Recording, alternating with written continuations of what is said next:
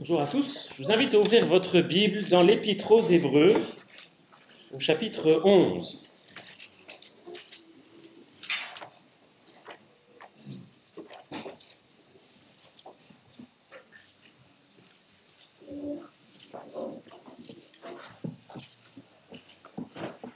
L'Épître aux Hébreux, chapitre 11.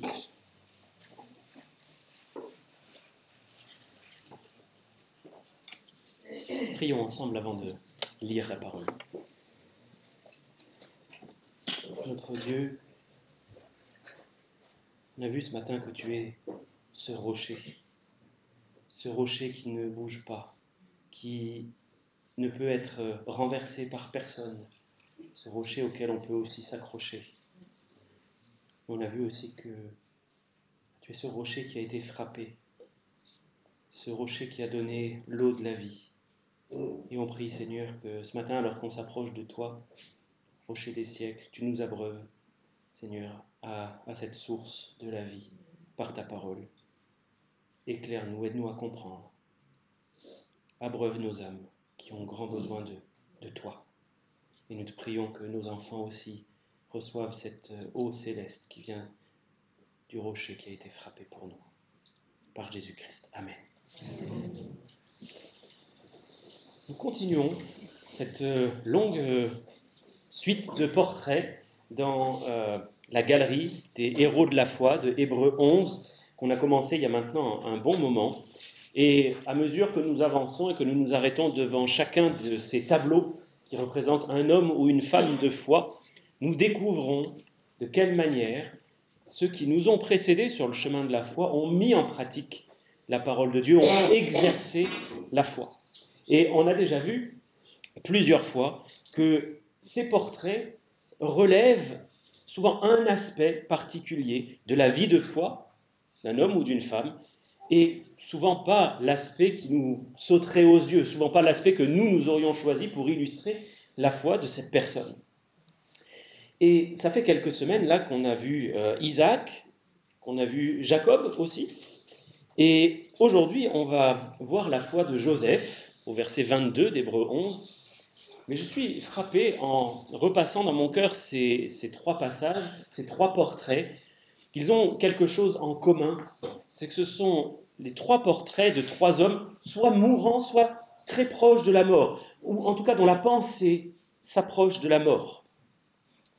Et il y a là quelque chose d'important parce que au chapitre 13 et au verset 17, il nous est dit « Souvenez-vous de vos conducteurs qui vous ont annoncé la parole de Dieu, considérez quelle a été la fin de leur vie et imitez leur foi. » Alors, d'une certaine manière, Isaac, Jacob, Joseph sont pour nous des conducteurs. Ils ont marché dans ce chemin de foi avant nous, ils nous y ont précédés et nous pouvons les suivre, mettre en pratique notre foi de la même manière qu'eux.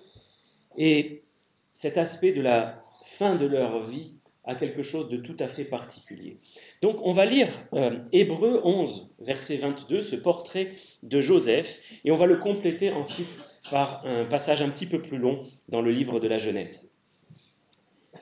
Il nous est dit que c'est par la foi que Joseph, mourant, fit mention de la sortie des fils d'Israël et qu'il donna des ordres au sujet de ses os. Voilà un court verset, mais qui contient finalement tout un portrait. Mais pour avoir un petit peu plus de détails, on va aller dans Genèse, chapitre 50, versets 22 à 26. Genèse, chapitre 50,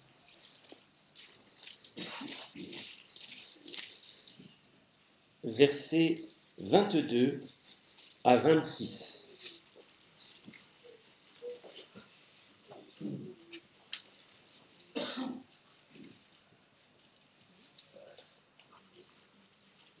Joseph demeura en Égypte, lui et la maison de son père. Il vécut 110 ans. Joseph vit les fils d'Éphraïm jusqu'à la 3e génération, et les fils de Makir, fils de Manassé, naquirent sur ses genoux.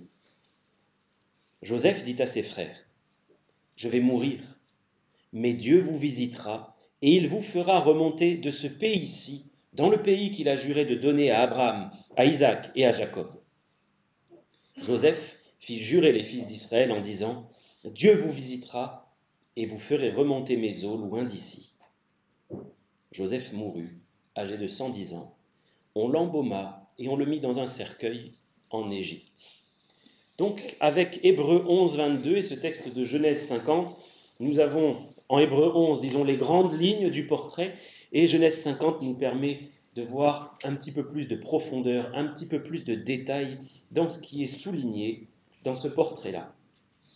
Je l'ai dit il y a un instant, l'Esprit Saint nous a parlé dans l'Épître aux Hébreux d'Isaac. Isaac qui voulait bénir son fils avant de mourir. Et puis il nous a parlé aussi de Jacob, qui était mourant et qui a béni les fils de Joseph et qui a adoré Dieu appuyé sur l'extrémité de son bâton. Et aujourd'hui, on voit un aspect particulier de la foi de Joseph, qui lui aussi est sur le point de mourir. Si j'avais dû choisir quelque chose dans la vie de Joseph pour illustrer sa foi, ça n'est clairement pas le passage que j'aurais choisi. Surtout la vie de Joseph qui est très abondamment commentée dans les Écritures. On a beaucoup de détails et c'est un homme qui a vécu des choses fantastiques, très très dures, grandioses avec le Seigneur, qui montre d'une manière claire qu'il faisait confiance au Seigneur. Mais l'Esprit Saint a choisi de nous rappeler ces paroles, les paroles d'un mourant, et ces paroles-là, elles sont comme, on pourrait dire, le testament de Joseph, comme son testament spirituel, ses dernières paroles avant de mourir, les dernières choses qui nous sont rapportées sortant de sa bouche, et elles ont une très très grande importance. Alors, je voudrais voir ce matin, à partir de ces passages, 3 choses principalement. La première, c'est qu'il va être question d'une transmission. La deuxième, c'est qu'il y a une promesse qui a été donnée pour les temps difficiles. Et enfin, dans un troisième point, nous verrons que la foi de Joseph, c'est la foi d'un pèlerin. Mais d'abord, parler de transmission. Pourquoi est-ce qu'on parle de transmission ? Bien parce que quand vous lisez Genèse 50, vous voyez que Joseph annonce que Dieu va visiter le peuple d'Israël et qu'il va les faire sortir du pays d'Égypte. Dieu vous visitera. Et la deuxième chose qu'il choisit de dire, c'est « Ne laissez pas mes os enterrés ici ». Chacune de ces paroles va révéler quelque chose d'important.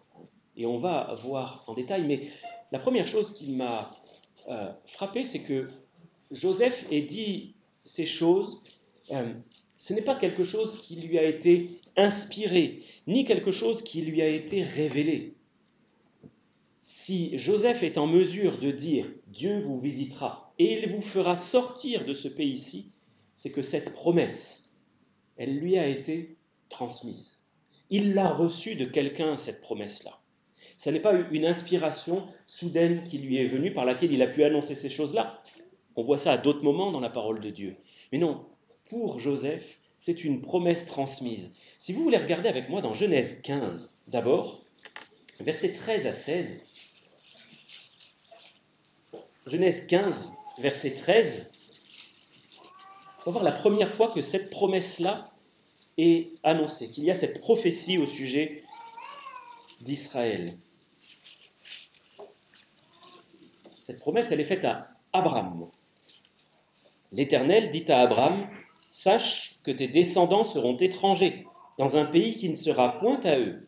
Ils y seront asservis et on les opprimera pendant 400 ans.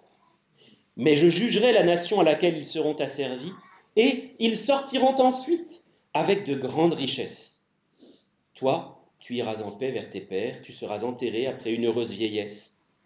À la 4e génération, ils reviendront ici, car l'iniquité des Amoréens n'est pas encore à son comble. » Donc Dieu est en train de parler à Abraham de ce temps qu'Israël, les descendants d'Abraham, vont passer dans la servitude.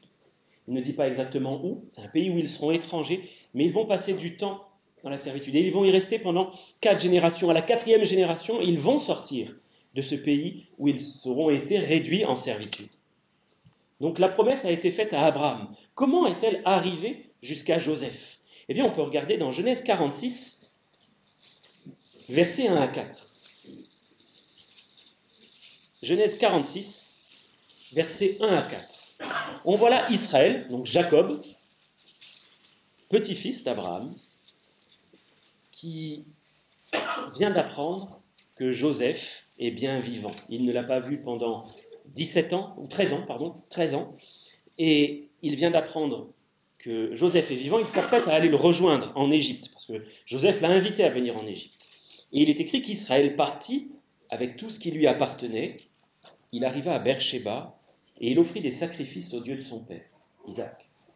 Dieu parla à Israël dans une vision pendant la nuit et lui dit « Jacob, Jacob !» Israël répondit « Me voici !» Et Dieu dit « Je suis Dieu, le Dieu de ton père. Ne crains point de descendre en Égypte, car là, je te ferai devenir une grande nation. Moi-même, je descendrai avec toi en Égypte, et moi-même, je t'en ferai remonter. Et Joseph te fermera les yeux. » Ce passage nous montre que Jacob, Israël, a eu peur au moment de descendre en Égypte. Il a eu peur de descendre en Égypte et il a fallu que Dieu le rassure. Il s'est arrêté à Beersheba, c'est l'extrémité sud d'Israël. S'il continue un petit peu plus loin, il sortait du pays promis et il s'acheminait vers l'Égypte. Mais pourquoi Jacob a-t-il eu peur de sortir, si ce n'est parce qu'il a appris par Abraham cette promesse qui lui a faite « Ton peuple va être asservi ». Et on peut sans problème imaginer que Jacob, à ce moment-là, s'est dit « Mais quand je vais en Égypte, il y a eu une prophétie qui a été faite, qui a annoncé que mon peuple, mes descendants seraient esclaves dans un pays qui ne leur appartiendrait pas. Est-ce que je ne suis pas en train de faire la plus grosse boulette de toute ma vie ?» Et il a fallu que Dieu vienne le rassurer, que Dieu vienne lui dire « Non, ça fait partie de mon plan. Va en Égypte. Moi, je t'ai fait descendre et même je t'en ferai remonter. Tu peux y aller. » Donc, dans notre texte, celui que nous avons lu de Genèse 50, celui d'Hébreux 11, verset 22, on voit qu'il y a une nouvelle transmission. C'est passé d'Abraham, probablement à Isaac, puis d'Isaac à Jacob, de Jacob à Joseph, et maintenant de Joseph à ses frères, à ses fils, à ses petits-fils, à tout son peuple qui est en Égypte. La nouvelle génération est informée des promesses de Dieu. Et ça m'amène à lire avec vous le psaume 78, versets 1 à 3.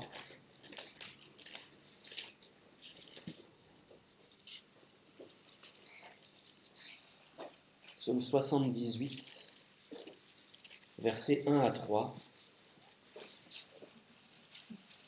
C'est un cantique d'Asaph, dit « Mon peuple, écoute mes instructions, prête l'oreille aux paroles de ma bouche. J'ouvre la bouche par des sentences, je publie la sagesse des temps anciens, ce que nous avons entendu, ce que nous savons, ce que nos pères nous ont raconté, nous ne le cacherons point à leurs enfants.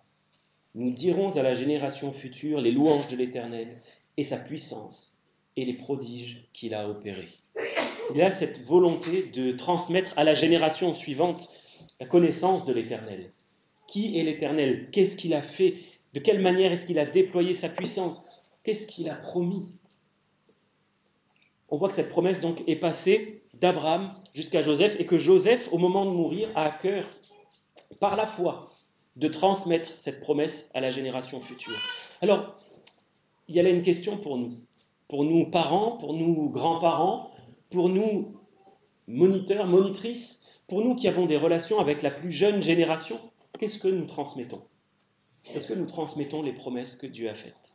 Est-ce que nous transmettons à la génération qui vient la bonne habitude de se lever le dimanche matin pour venir adorer Dieu? Est-ce que nous transmettons à la jeune génération le bon principe d'avoir une vie d'église consistante, des relations avec d'autres chrétiens, de nourrir ces relations, même si ce n'est pas toujours facile? Est-ce que nous transmettons surtout la parole de Dieu à la génération qui vient, pour que ce ne soit pas une génération vide, morte, qui n'entendent pas parler de Dieu, qui ne connaissent pas l'Éternel? Est-ce que nous parlons des promesses de Dieu? Est-ce que nous parlons des prophéties?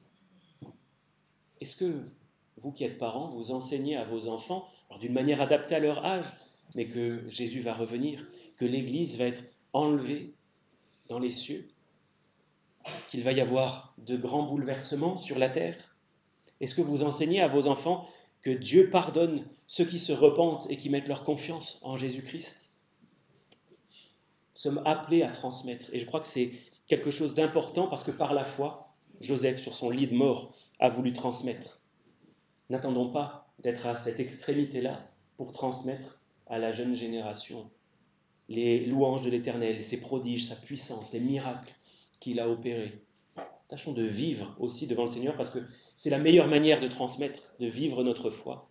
Ce ne sont pas que des paroles, mais ce sont des actes par lesquels nous pouvons apprendre à nos enfants à compter sur Dieu. Lorsqu'ils nous voient faire face à des problèmes, ils apprennent sans même qu'on leur dise comment papa et maman, comment les grands-parents gèrent les problèmes dans la vie.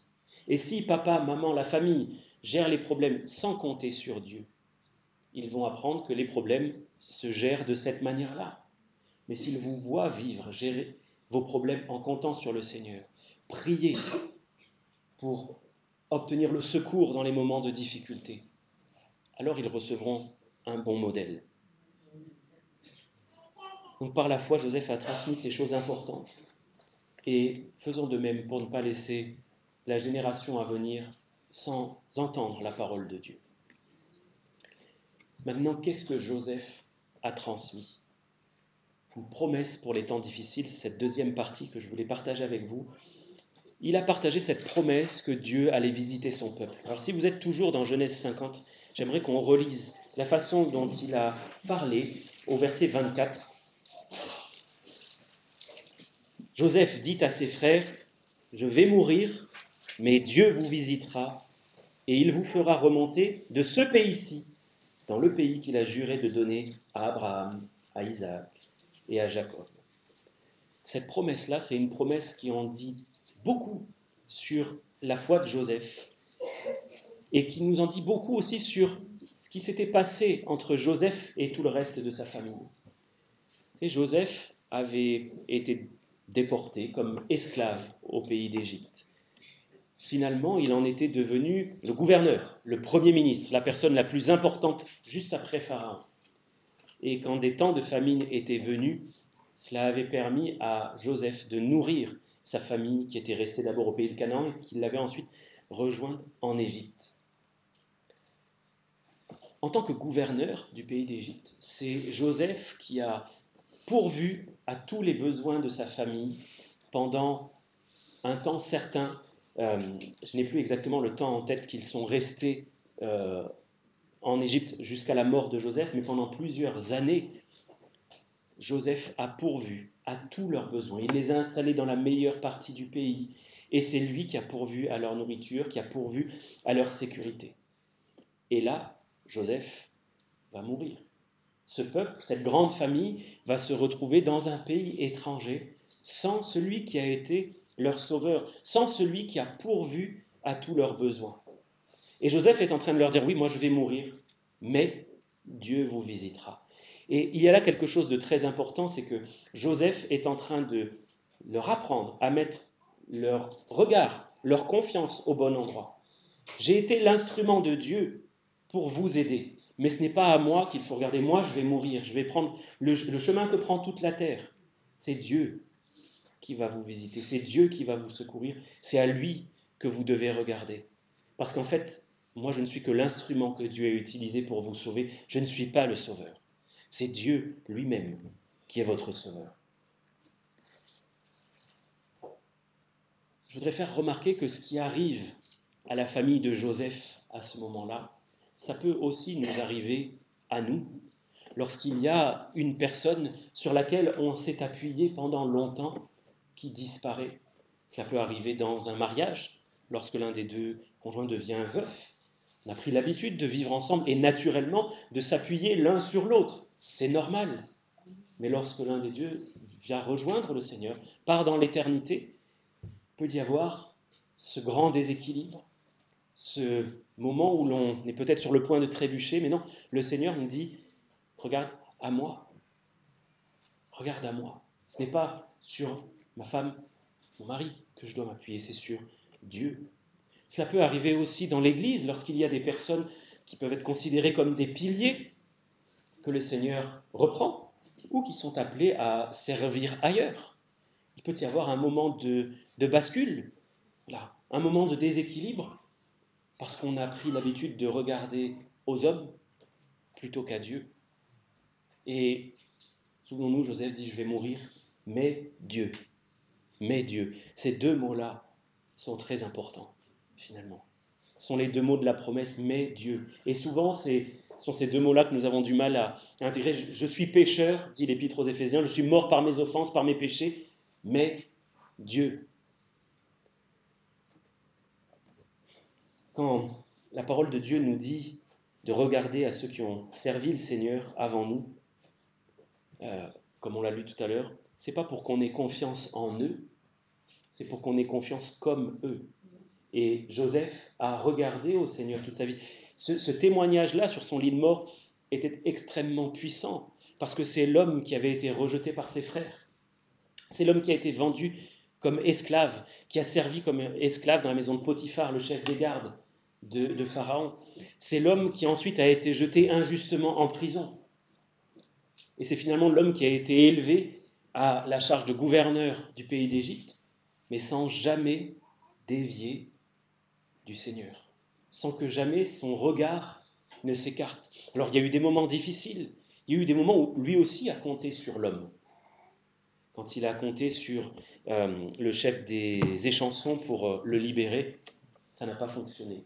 Il a appris lui aussi. Mais de manière générale, ce qu'on voit, c'est que Joseph, que ce soit dans la prison, que ce soit dans l'esclavage, ou que ce soit dans la position d'honneur, est resté fidèle à Dieu, les regards fixés sur le Seigneur. Je crois qu'il y a dans cette exhortation, je vais mourir, mais Dieu, un encouragement, une exhortation, un avertissement à ne pas être idolâtre, à ne pas placer notre confiance dans les hommes. C'est le Seigneur qui est notre rocher. Ce n'est pas les hommes qui sont notre rocher. Ce n'est pas à eux que nous devons nous raccrocher, aussi solides qu'ils soient. C'est Dieu qui est le rocher qui ne bouge pas, celui qui ne change pas, celui qui sera toujours là, même quand les autres nous font défaut. Je vous lis ce qu'a dit le prophète Ésaïe, chapitre 26, versets 3 et 4. À celui qui est ferme dans ses sentiments, tu assures la paix. La paix parce qu'il se confie en toi. Confiez-vous en l'Éternel à perpétuité, car l'Éternel est le rocher des siècles. L'Éternel est le rocher des siècles. Dans cette promesse que Joseph transmet, il y a cette promesse pour les temps difficiles. Dieu vous visitera. Ça, c'est quelque chose qui m'a parlé aussi et que je voudrais partager avec vous. Parce que pendant longtemps après la mort de Joseph, le peuple d'Israël va être persécuté. Progressivement, il va être réduit en esclavage, oppressé, opprimé de plus en plus, jusqu'à ce qu'il soit opprimé avec cruauté. Mais cette promesse-là va les accompagner jusqu'au jour de la libération. Regardez dans Exode chapitre 4 comment le peuple réagit lorsque Moïse est envoyé vers eux. Exode 4, versets 30 et 31.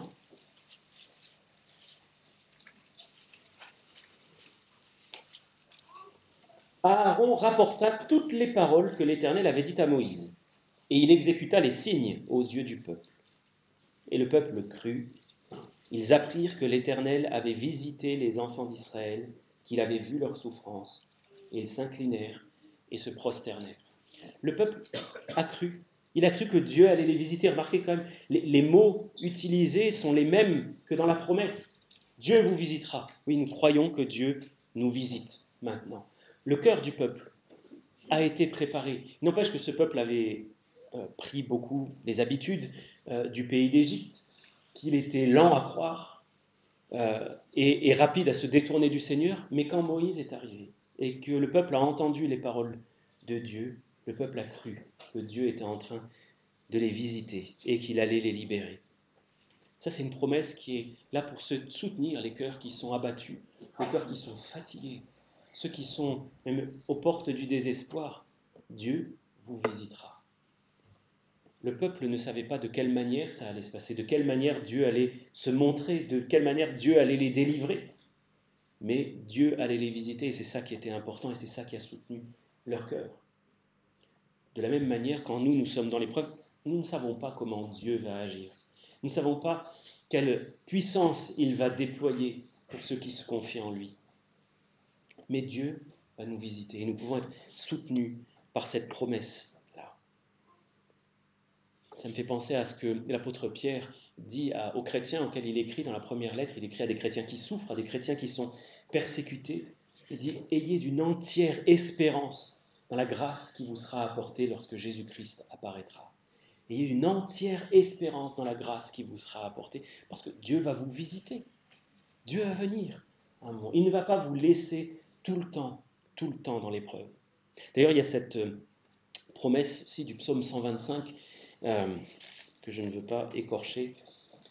Il dit « Le sceptre de la méchanceté ne restera pas sur le lot des justes, afin que les justes ne tendent pas les mains vers l'iniquité. » Dieu promet que le sceptre de l'iniquité, de la méchanceté, le bâton qui frappe les justes, ne les frappera pas toujours, parce qu'il sait très bien que nous sommes faibles et que finalement nous finirions par nous détourner si nous étions livrés au désespoir. Mais nous avons la certitude que Dieu ne nous livrera jamais au désespoir. Jamais Joseph ne s'est trouvé sans secours quand il a été dans la difficulté. Quand il a été esclave chez Potiphar, il est écrit que l'Éternel fut avec lui et la prospérité l'accompagna. Quand il a été injustement accusé et envoyé en prison, il est écrit que l'Éternel fut avec Joseph et il étendit sur lui sa bonté. Dieu l'a toujours visité dans ses afflictions. Et c'est aussi pour ça qu'il peut dire avec autant d'assurance sur son lit de mort, mais Dieu vous visitera. Moi, je n'ai jamais été abandonné. Jamais. Alors je suis certain que Dieu va vous visiter, vous aussi. Je rappelle que la lettre aux Hébreux, qu'on est en train d'étudier depuis longtemps maintenant, elle a été écrite à des chrétiens persécutés, des chrétiens découragés, qui eux étaient aux portes du désespoir et en train de se détourner de Dieu, de retourner à leur vie d'avant. Et que cette lettre, elle a été écrite à la fois pour leur donner des avertissements sévères. Ne soyez pas incrédules. Ne refusez pas de croire que Dieu va vous aider. Mais aussi pour les encourager. Regardez ceux qui ont été dans la misère, ceux qui ont été dans la difficulté, ceux qui ont été persécutés. Regardez, Dieu les a toujours secourus. Alors continuez d'espérer en Dieu. Troisième point que je voudrais voir avec vous, c'est que la foi de Joseph, c'est la foi d'un pèlerin. La deuxième chose qu'il dit, c'est « Ne laissez pas mes os en Égypte. Quand Dieu va vous visiter, s'il vous plaît, faites remonter mon cercueil et ne m'en laissez pas enterrer en Égypte. » Là encore, j'étais frappé de voir que Dieu veut souligner cette chose-là, cet aspect-là de la foi de Joseph. Pourquoi Joseph ne veut-il pas rester enterré en Égypte? Et quel rapport est-ce que cela a avec la foi? Joseph ne veut pas que même son cercueil reste en Égypte, parce que l'Égypte n'est pas le lieu, l'Égypte n'est pas le pays auquel il appartient. C'est aussi simple que ça. Est-ce que vous savez combien de temps Joseph a vécu en Égypte? 93 ans. Sur les 110 de sa vie, il a vécu 93 ans en Égypte. On aurait pu dire qu'il s'est quand même fait à ce pays, que c'est devenu son pays d'adoption peut-être. Même pas. Et même dans la mort, il refuse de rester dans ce pays-là, parce que ce pays-là n'est pas le sien. Joseph, malgré 93 années passées en Égypte, ne s'est pas égyptianisé. L'Égypte n'a pas déteint sur lui. Et c'est d'autant plus remarquable qu'il a accédé aux plus hautes fonctions que l'on puisse imaginer. Il a été au plus bas, mais il a été aussi au plus haut. Les persécutions physiques, la plus grande difficulté, la plus grande épreuve, ne l'a pas découragé, ne l'a pas détourné de Dieu. Mais la séduction des richesses, le pouvoir, ne l'a pas corrompu non plus. Il est resté attaché à Dieu, attaché à son identité de serviteur de Dieu, ça du début jusqu'à la fin. L'Égypte n'a pas déteint sur lui. Dans son cœur, la seule chose qui compte toujours, même au moment où il s'apprête à mourir, c'est la promesse que Dieu a faite. Je veux être là où Dieu se trouve, là où les promesses de Dieu se trouvent. Ne laissez même pas mes os ici, dans ce pays-là, parce que je n'appartiens pas à ce pays. Est-ce que nous avons, nous aussi, la même attitude avec le monde qui nous entoure? Je n'appartiens pas à ce monde. Et Jésus a dit, là où est ton trésor, là aussi sera ton cœur. Là où est ton trésor, là aussi sera ton cœur. À quoi est-ce que votre cœur s'attache? C'est là que vous pouvez voir ce qu'est votre vrai trésor. Est-ce que vous êtes vraiment attaché à la patrie d'en haut? Ou est-ce que vous êtes bien finalement dans ce monde-là, dans le confort de ce monde, dans son fonctionnement? Quand il a été vendu comme esclave, le cœur de Joseph était avec Dieu. Quand il a été jeté en prison, le cœur de Joseph était avec Dieu. Quand il a été nommé Premier ministre, le cœur de Joseph est resté avec Dieu. Ce n'est pas parce qu'il est enfin sorti de l'épreuve, il s'est dit, bon, c'est bon, je n'ai plus besoin maintenant de compter sur le Seigneur. Non. Il est resté fermement attaché à son Dieu. J'avais pensé à ce qu'il a dit d'ailleurs au Pharaon dans Genèse 39, verset 9. Dans Genèse 39, verset 9, c'est pas ce qu'il a dit au Pharaon, c'est ce qu'il dit à la femme de Potiphar, me semble-t-il. Oui. Quand la femme de Potiphar essaye de le séduire pour coucher avec lui, Joseph aurait pu se dire, ah, bon, si je rentre dans les faveurs de ma maîtresse, peut-être qu'elle finira par m'affranchir. Peut-être que l'épreuve va se terminer, que je ne serai plus esclave et que je vais pouvoir retourner chez moi. Qu'est-ce qu'il dit? Il dit, mon maître n'est pas plus grand que moi dans cette maison, et il ne m'a rien interdit, excepté toi parce que tu es sa femme. Comment ferais-je un aussi grand mal et pécherais-je contre Dieu? Il faut se rendre compte qu'à ce moment-là, en plus de la tentation sexuelle, tout à fait compréhensible, il y avait aussi la tentation de céder à la facilité, de pouvoir obtenir les faveurs de cette femme et enfin être affranchi, enfin être libéré. À quoi Joseph s'attache-t-il? À Dieu. Je ne veux pas pécher contre Dieu. Si vous regardez chapitre 41, cette fois-ci verset 16, Joseph est tiré de sa prison, il est amené devant Pharaon après avoir fait un brin de toilette, et quand il a l'occasion de briller devant Pharaon et de dire, regarde, je vais, moi, interpréter ton rêve, c'est grâce à moi que tu vas avoir l'explication de ce rêve qui t'a tant perturbé, et donc d'obtenir les faveurs de Pharaon. Qu'est-ce qu'il dit? Joseph répondit à Pharaon en disant, ce n'est pas moi, c'est Dieu. C'est Dieu qui donnera une réponse favorable à Pharaon. Voilà le cœur d'un homme qui est tout entier pour son Dieu, tout entier. Et il le restera jusqu'à la fin, même sur son lit de mort. Nous sommes dans un monde qui nous donne beaucoup.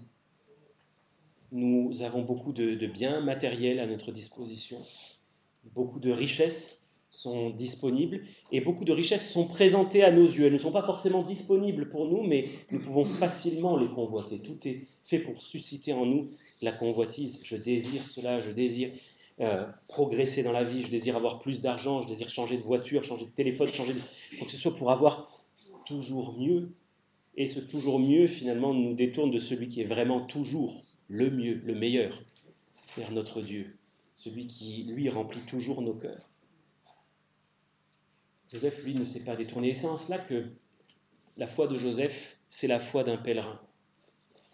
Le pèlerin, c'est celui qui voyage constamment et qui n'a pas vraiment de point de chute. Il n'a pas vraiment de chez soi. Il est en voyage. Alors, un pèlerinage, c'est un voyage spirituel, c'est une quête spirituelle. On voyage à la recherche d'autre chose. Visiblement, Joseph, lui, était un pèlerin. Il savait que l'Égypte, pour lui, n'était qu'un passage. Un long passage, certainement, puisqu'il y est resté plus de 9 décennies, mais un passage. Nous aussi, nous sommes de passage ici. Et c'est quelque chose que nous ferions bien de garder en mémoire. Parce que nous avons tendance à vouloir nous installer, à faire notre petit trou dans ce monde-là, bien nous installer, être bien confortable. Mais nous sommes là que temporairement, et nous ne savons même pas combien de temps. Ça peut être long, comme ça peut être très court. Notre voyage peut s'interrompre très bientôt, ou il peut encore durer, s'il plaît à Dieu, plusieurs années, voire même plusieurs décennies. Le pèlerin, c'est quelqu'un qui n'est pas d'ici-bas. Et d'ailleurs, Hébreux 11 nous parle de la foi des pèlerins. Elle dit que finalement, tous ceux dont les portraits sont là, dans Hébreux 11, sont des pèlerins. Et il dit,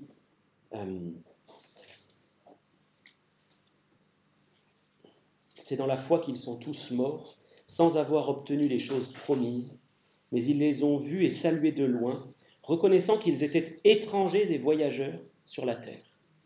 Étrangers et voyageurs. Dans certaines traductions, vous aurez le mot pèlerin. Vous aurez sinon résident temporaire. On est locataire ici. Résident temporaire, on n'est que de passage. Là où il nous faut investir, c'est pour le royaume de Dieu.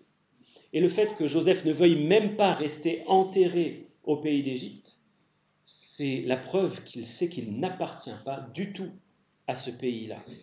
Il n'y appartient pas du tout.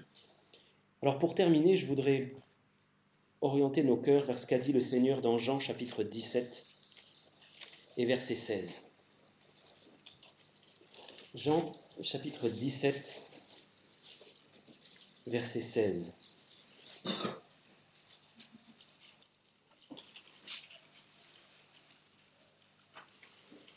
Alors, je vais venir un petit peu au-dessus. Je vais lire à partir du verset 14.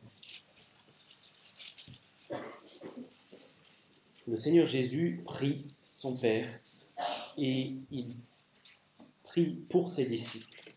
Et il dit, je leur ai donné ta parole. Et le monde les a haïs parce qu'ils ne sont pas du monde, comme moi je ne suis pas du monde. Je ne te prie pas de les ôter du monde, mais de les préserver du mal. Ils ne sont pas du monde, comme moi je ne suis pas du monde. Sanctifie-les par ta vérité. Ta parole est la vérité. Comme tu m'as envoyé dans le monde, je les ai aussi envoyés dans le monde. Et je me sanctifie moi-même pour eux, afin qu'eux aussi soient sanctifiés par la vérité. Je voudrais relire ce passage en faisant juste un petit changement qui ne changera rien au sens, mais qui va l'expliciter. Je relis à partir du verset 17. Mets-les à part par ta vérité. Ta parole est la vérité. Comme tu m'as envoyé dans le monde, je les ai aussi envoyés dans le monde. Et je me mets à part moi-même pour eux, afin qu'eux aussi soient mis à part pour la vérité.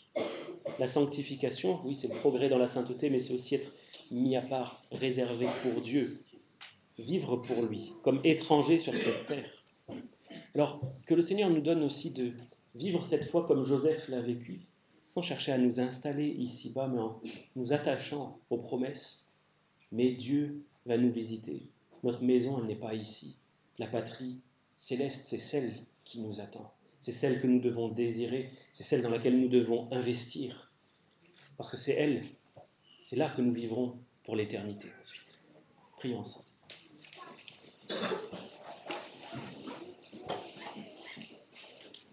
Seigneur, tu vois combien ce monde nous offre de tentations, de distractions, pour nous rendre tièdes, puis froids, alors que nous devrions être bouillants. Tu nous appelles à être bouillants pour toi. Seigneur, donne-nous de saisir par la foi en ta parole que nous ne sommes pas de ce monde, que nous t'appartenons, que tu nous as fait citoyens des cieux. Seigneur, donne-nous de ne vraiment pas nous attacher aux valeurs de ce monde, à ce qu'il peut avoir à offrir, mais de nous considérer nous-mêmes, par ta grâce, comme des résidents temporaires, comme des pèlerins, comme des étrangers, ici-bas. Fais briller à nos yeux, Seigneur, les merveilles de ton royaume, pour que là soit notre trésor, que nous puissions le voir d'une manière toute particulière. Nous avons besoin que tu le révèles à nos yeux encore. Et nous te le demandons au nom du Seigneur Jésus-Christ. Amen. Que le Seigneur vous bénisse richement.